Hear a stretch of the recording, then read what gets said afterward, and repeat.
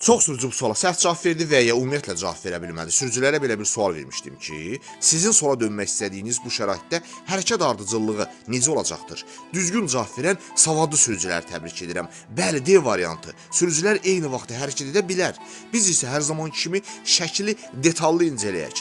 Diqqət edin, şəkildə nizamlanmayan eyni əhəmiyyətli yolların kəsişməsindən əmələ gələn yol ayrıcı görürük.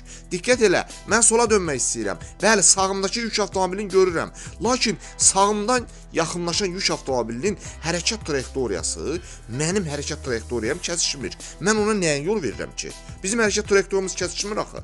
Biz bilirik yol vermək anlayışı nə vaxt meydana çıxır. Əgər nəqliyyat vasitələrinin, hərəkət iştirakçılarının hərəkət trayektoriyaları kəsişirsə, ona görə mən yük avtomobilinə yol vermək məcburiyyətində deyiləm. Çünki bizim hərəkət trayektoriyamız kəsişmir.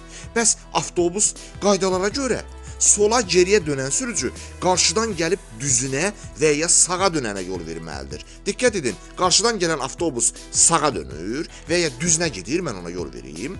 Avtobusla da eyni vaxtda biz sola dönə bilərik də, çünki bizim hərəkət trayektoriyamız avtobusla da kəsişməyəcək. Belə olan şəraitdə sürücülər eyni vaxtda hərəkət edə bilər. Sağ olun, sizinlə mən Rıza Məmmədovdur.